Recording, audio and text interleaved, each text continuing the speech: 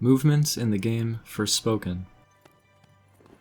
So the left stick controls the character, the right stick controls the camera, and you can click in the left stick to run. By the way, I'll be talking about the default controls.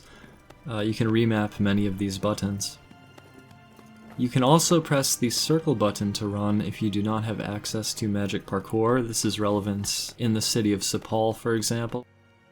While you are running, there are many context-sensitive actions that may occur, such as rolling, pulling yourself over small ledges, or climbing up, so be careful while you're running around.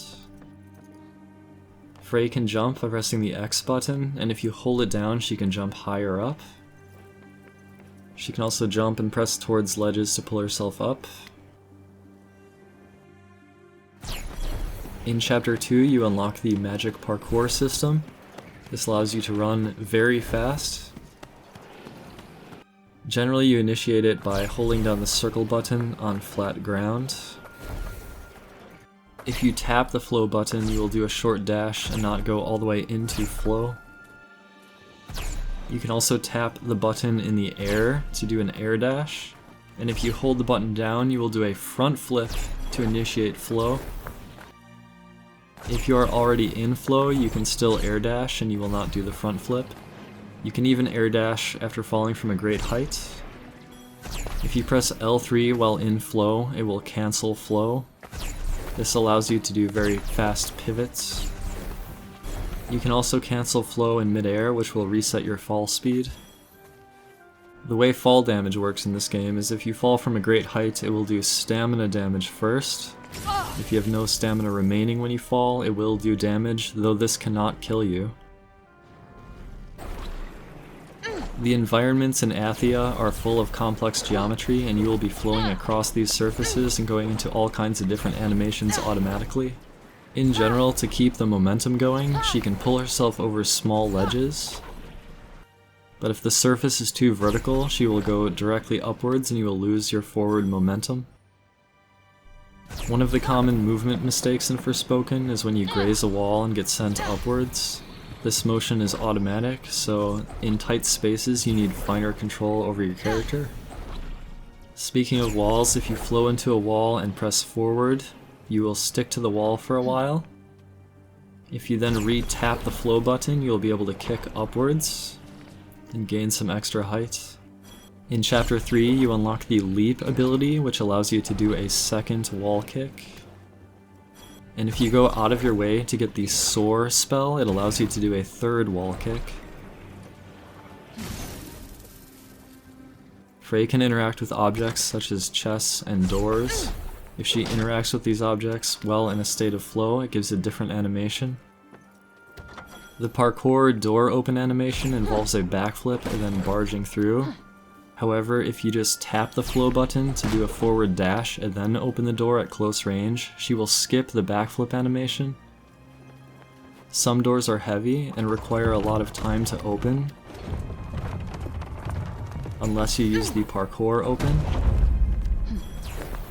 It costs 1 full unit of stamina to initiate flow, and after about every 8 strides it will take another unit of stamina.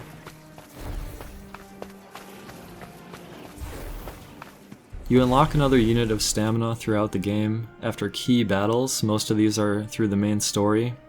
However, stamina is not much of a problem. If you jump before the 8th stride finishes, it will reset and you will not use any stamina other than the stamina that it costs to initiate flow in the first place. There are many mana spots in the world which are used to unlock new spells. If you run across a mana spot, it will fill your stamina to full. You can also use trees to your advantage. If you flow into a tree, you will flip off of it. This also costs no stamina. Trees are especially great when you're falling from a height and you want to keep the momentum up. If a cliff's surface is not quite vertical but has a little bit of a slope to it, you can kick off of it. This is a great way to get forward momentum after falling from a great height. The dash you can do by tapping the flow button does not require any stamina, but the animation takes a while to complete. This animation can be shortened by doing a single shot between each dash. This is actually a fantastic way to move around if you have no stamina remaining.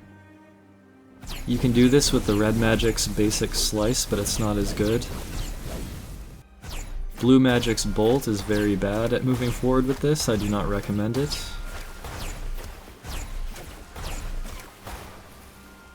And green magic's dart is just as respectable as purple magic's shot. It's a good movement option. It is also possible to cancel this dash animation using L3. Also, it's worth mentioning that it is possible to increase your base flow speed, but this is only through an equipment upgrade that is only obtainable after beating the game. There is a movement spell called Shimmy that you can acquire as early as Chapter 4. It's not too far off the main story path and it's quite good. It allows faster movement by repeatedly jumping. You simply press the jump button as you land on the ground during flow. Shimmy takes no stamina other than the single unit of stamina used to get into flow in the first place. So even if you have no stamina remaining, you can keep a shimmy chain alive. All the spells in the game can be upgraded, and when shimmy is upgraded, it actually restores your stamina with each shimmy. Shimmy is very fast on flat terrain, and it is also very fast going uphill. However, if you try to use shimmy downhill, you will come across numerous problems. You may fall too far, which will cancel the shimmy chain, and also you will be spending a lot of time simply falling down vertically and not moving forwards. Simply using flow is better than using shimmy when going downhill as long as the slope is steep enough. To initiate shimmy, typically you go into flow and then jump. However, the first jump is not very fast. Sometimes it's the best option though. Sometimes you can use the environment to your advantage, for example flipping off of a tree to go airborne to initiate shimmy. Other times you could go airborne briefly by falling off a small ledge. This is another great way to initiate shimmy without doing the jump. Another aspect of shimmy chaining is that you can run for a little while in between shimmies and keep the shimmy chain alive. So here, for example, there are 5 craggrass that I want to collect, and I run for a little while to make sure that I pick it up. My next jump is still part of the shimmy chain because I didn't run for too long. Once you unlock red magic, you gain the zip ability. There are 2 types of special objects you can zip off of. There are these swings that give you a lot of forward speed, and there are also these other objects that give you vertical height. Outside of special objects, you can also use zip to pull yourself towards any terrain. This actually has a very respectable range and should not be underestimated. You can use zip after an air dash to pull yourself to the ground after falling from a great height. If an enemy targeting reticle is on screen, you can use zip to pull yourself to that location. However, it will pull yourself to the location that the enemy was in when you initiated the zip. It does not track the enemy. If you hold down the zip button, which is square by default, it will enter slow motion. This allows you to take your time and pick where you want to attach to. Most of the time this slow motion is not necessary, as you can predict where it will send you as it is based off whatever is closest to the center of the screen. After unlocking blue magic, you gain the glide ability, which allows you to glide in water. This costs stamina, but with the spell upgrade it will cost no stamina and you can glide to your heart's content. You can also do a double jump during glide. This double jump is actually faster than gliding by itself. After unlocking green magic, you will get the scale ability. It just gives you some height. It's not too remarkable, although it does let you keep your air dash. Off the beaten path is the spell Rush, which allows you to get a fiery burst of speed at the end of your stride at the cost of no stamina. There's also the float spell that you can find in the game. It allows you to kind of drift downward through the air.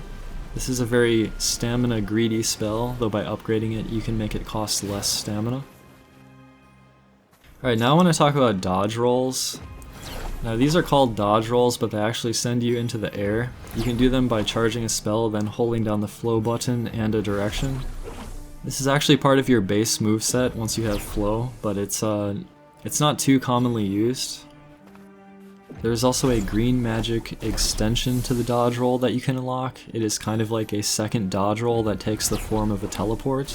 You can either combine them both together into one motion, or you can do other actions in between. It is also possible to dodge out of certain spells in the air, and you can do this repeatedly as long as you have stamina. You can combine this with dodge rolls and the teleport and an air dash to gain a huge amount of distance through the air.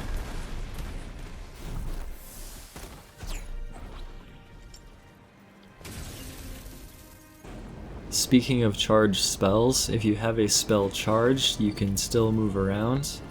You can also change your facing direction by using the right stick. You can also hop around. If you tap the circle button with a charged spell ready, you can do a little dash. There's another uncommon mechanic that is not talked about very often, and that is wall running. You can run off of walls, and I honestly couldn't tell you exactly how this works. It seems to give you your air dash back after performing it. I'm not very consistent at performing it, but it's quite interesting. It allows you to cover an incredible distance as you can keep doing more wall runs, and it actually goes really fast. Definitely requires some more experimentation to understand it. Also worth mentioning are the switch spells that allow you to change which magic tree you're currently using very quickly. The purple one sends you backwards. The red one pulls in an enemy, so there's no movement there.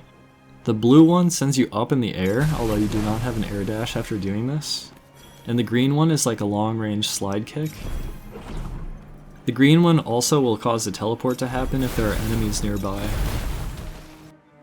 Finally, we can close out this video with the skip ability, which you can unlock near the end of the main story. It allows you to enter a portal and float around and then exit the portal. It's mainly used for dodging attacks, but you can use it to go upwards as well. Something a little strange about the skip ability is that if you press the flow button, you can kind of make a sharp movement to the side. It's strange, but I guess it's worth mentioning.